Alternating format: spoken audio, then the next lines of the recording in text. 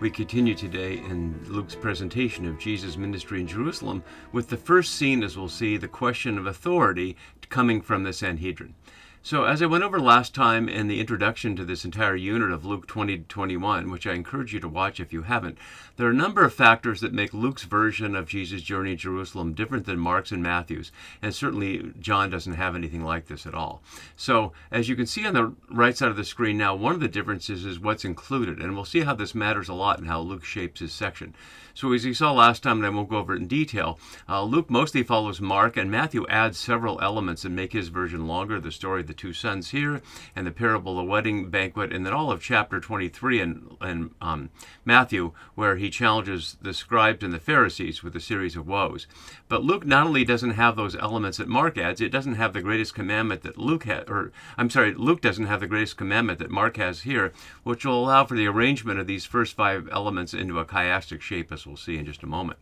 Last time I also went over some of these factors that make Luke's version different, especially around the issue of Jerusalem, which is present at the beginning and the end of beginning and the end of Luke's Gospel, and the beginning and the end of Acts of the Apostles. But a couple of things that I didn't go over last time that are important now. So as we'll see, the people who challenge him start off as the Sanhedrin, the Jerusalem Council, consisting of the priests, the scribes, and the elders here. They'll be named as the Sanhedrin and later in the Passion story. And one of the things that we need to see in relation to the shape here is that that's who the focus is on.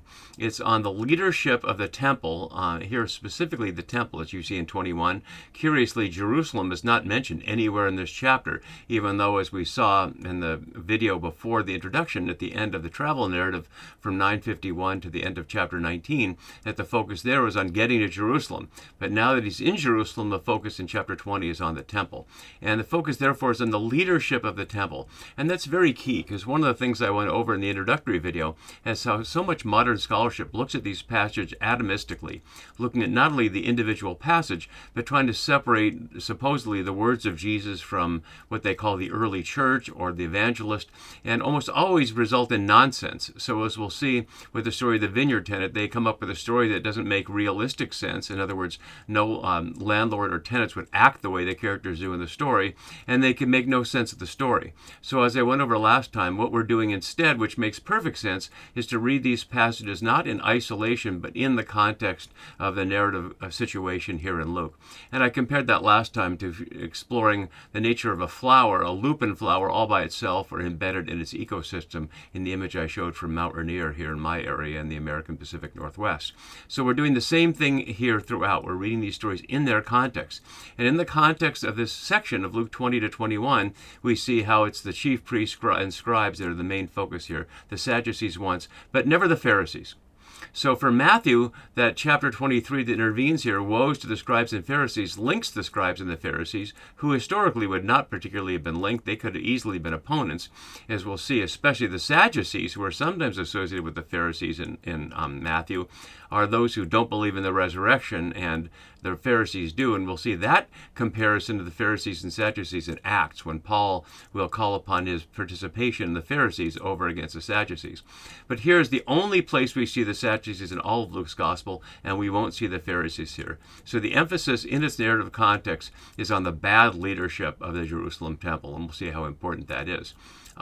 One thing we also want to be looking at is how the initial story, the story question of Jesus' authority, is the key theme throughout. And I want to note how that was paralleled in the last section, chapter 17:11 to the end of 19, where the story of the 10 lepers healed was the key story that played out this whole unit. And if you haven't watched those videos, I would encourage you to go back and see that as a function of that. So these first five here can be also formed into this chiastic shape, and that happens because Luke has left out the question of the greatest commandment that was in Mark to enable him to this five-part section. And I've noticed I've captioned all of these as a question of authority. So 21 to 8 is explicitly the question of authority. Tell us by what authority are you doing these things? And we'll see how that is its own chiasm. We'll see in just a moment. And it's framed at the end with Jesus questioning the relationship of the Messiah and David, and arguing in a humorous way that the Messiah is, in a sense, the father of David rather than the son of David, but plainly that's around also the question of Jesus' authority. Then we'll see in the B sections the question of authority here and now, which is, say, the fate of Jerusalem and its leaders in the time of Luke's writing. And then in the B prime section here, the question of life in the age to come, as it's called sometimes, or here in the resurrection. So there, in the first section of the B part, we see the Son, the beloved Son, as the successor to the servants, the tenants who were rejected. And here we'll see brothers as successors to those who were rejected for being childless. So sons and brothers as successors to those being rejected, tying that together. And the center is the question of authority, of God's authority versus Caesar and empire's authority. And that's one of the many bases for which I was showing last time, and I've mentioned many times throughout this series on Luke's Gospel, that what Luke's really doing is a form of what I was doing in my book, Come Out My People, of showing the contrast between the religion of creation and the religion of empire. And plainly, Luke's Gospel is the most clear on that, with the religion of empire, of course, being the religion of the Roman Empire, and the legitimacy of that with the gods of the empire. And that's implicitly what's going on here, the question of paying taxes or giving money to God or to Caesar, and their question of relative authority. And we'll see the clever way in which Jesus responds to that. So this whole unit is also its own chiastic shape. And we'll see how the question of authority, we already have the answer, although the Sanhedrin has not been so supposedly listening to the gospel. They've not been present in the story throughout, and obviously they don't have the gospel as we do as readers. We'll look at in a moment how authority has been an issue all the way from the beginning. And then finally, as we begin our immediate passage, or I'm sorry, not quite finally, here we can see how Luke is really following Mark closely here. He only takes out, again, they came to Jerusalem, and Mark had centered this on the wider ministry in Jerusalem around the withered fig tree and the so-called cleansing of the temple, what I call the temple exorcism. Luke minimizes that in the previous chapter, really minimizes the temple exorcism to focus on this here. And the only thing he really adds is this phrase here, from the scribes and Pharisees and elders, when they're considering responding to Jesus' question of authority, they mumble among themselves, if they say of human origin, all the people will stone us, for they are convinced that John was a prophet. And this is unique to Luke. I suggest the people will stone us here is anticipating what happens to Stephen in Acts of the Apostles when he's stoned for standing on the side of Jesus. They're afraid of being stoned for standing on the against John the Baptist, which is more or less the same thing. And then they add this phrase, they are convinced that John was a prophet. In contrast here, they regarded John as a prophet, so the more persuasive element there. And then finally, as you can see on the screen here, our immediate scene is itself a chiastic shape. And we see it's the pair of questions that are echoed in the other side of that. So let's have that on the side, and we'll look immediately at our passage here. So one day, so it starts with a fresh approach after he's arrived in Jerusalem here. As he was teaching the people in the temple, Mark has as he was walking, as I note there. And notice the focus is on the people. So throughout this section, we'll see that the people are present around the situation, people and disciples. So three kinds of people he's talking to: the Sanhedrin, the people in general, and his disciples. So he was teaching the people in the temple. Notice again, not Jerusalem as such, but in the temple. As Green notes below, Jesus has reclaimed the temple for its legitimate use as a center of revelatory instruction. And telling the good news, or announcing the good news, all in one word here, euangelizo here, and this form, a number of times we've seen from the very beginning. So he's in the middle of doing this, and he's interrupted. And to the extent that we read this, as many people have in recent decades, as an honor-shame confrontation, which is to say any interaction in public between men in this world would put their honor on the line. Can they answer the question that is put to them? Well, that would raise their honor. If they can't answer it, that would shame them and lower their honor, and it would raise the honor of those questioning them for looking clever, more clever than the other person. So every one of these public encounters is an honor-shame thing where the people are judging whose authority is more valid based on the cogency of their arguments. And that would include humor and insults and all kinds of things, much as we see in political debate today in the United States and also in many other countries. So they don't have to stick to the facts, they can just do whatever pleases the crowd. And we'll see more of that when David mocks the authorities around the question of David and the Messiah. So he's doing it, and they come and interrupt him. And notice it doesn't say the Sanhedrin here. It will say that after this frame and in the Passion story. But that's who this consists of, the chief priests, the scribes, and the elders. And I note here for your understanding that their authority is given by Rome. They only have it because Herod authorizes Sanhedrin to be their voice on their behalf, much like so many empires allow local people to use imperial authority to keep the local people in line. Whether that's the way the CIA has put various people like Noriega in Panama, or the Shah in Iran, or many others like that, or the way Alexander the Great was approved of in Egypt by the pharaonic scribes and priests. We see the same thing here where Rome has put these people in charge. And so therefore we know, and Luke's audience knows, they're utterly beholden to Rome and holding up the imperial status quo. So that's their goal as they enter into this. So the chief priests, and we, as I note below, their sources of authority and mirror those of Luke's audience: birthright, education, and proper family membership. They came with the elders and said here, as Green notes, they seek to portray him as an outsider to shame him publicly. So tell us, them in particular, and of course in the hearing of the people, by what authority are you doing these things? And you note how for them, the assumption is in the second question that it's external. Who is it who gave you this authority? That it comes from outside, just as their authority comes from Rome, and obviously Pilate, the Roman governor's authority, comes from Rome as well. So let's look again at the question of authority in Luke's gospel. The green here is God's authority, and the red is either human or satanic authority. And we saw the first issue was the confrontation with the devil. And the devil offers Jesus the authority of the world, all the kingdoms of the world, and Jesus refuses it.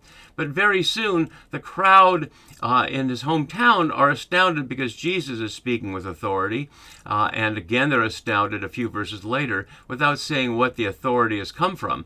And when Jesus notes around the question of forgiving sins in chapter 5 that he has authority, again, he didn't say where it was from. When the centurion wants Jesus' help for his ailing servant, he knows that Jesus is under authority because he's also a man under authority, also, of course, imperial authority. Jesus gives authority to the 12, as we see, without saying where it was from. He contrasts it with Satan's authority and the official authorities, the very people that Jesus is before right now. And then we get to our scene here. But notice how many of these are after the question of authority, and how this will continue to be a theme both at the beginning of Acts of the Apostles and in the scenes at the end, as I was noting with Paul on trial before both Roman and Judean authorities there in Jerusalem. So we'll see that throughout there. So let's leave that up. In fact, let's leave up the chiasm and the question of authority here as we continue to go through our passage. So who is it who gave you this authority? And he answers by not answering. He answers with another question. I will ask you a question here, or a word, and you tell me. So he puts their honor on the line as well. As my note below has, the dichotomous choice echoes in the God Caesar dichotomy that follows. Did the baptism of John, notice not John's personal authority to speak prophetic words, for example, against Herod's Antipas's marriage, as we saw earlier, which was what got him laid up in prison and killed, but the baptism. Was the baptism of John from heaven, which is, say, from God, from the sky, from the other side of the veil realm, if you will, or was it from human beings, out of people, ex anthropon here? And in the center of the chiasm, they discussed it. Synologisanto here, only here in the New Testament, but the other form, dialogzanto, from which we get the English word dialogue, is almost never a good thing in Luke. And it's revealed here, as my note below has, to reveal their disingenuity. And the result is not truth, which is their goal, but like most politicians, an answer that won't get them in trouble. So they know that neither answer is a good answer. Much like the question put to Jesus about taxes, neither answer is a good answer in terms of how people will think. But unlike them, Jesus is unafraid to give a solid answer. So they say, if they say from heaven, they'll say, why didn't you believe him? But if we say of human origin, all the people will stone us, for they're convinced that John was a prophet. Notice that neither of these choices are they considering which they think is true, but just what the effects will be on them. And as I was noting, the stone theme, which we saw just earlier in the previous scene, the stones will cry out, but it will extend into Acts with the stoning of Stephen. For they are convinced here, Pepis Menos here, which we saw a couple times earlier, that John was a prophet. So this is all inside. The audience isn't seeing this.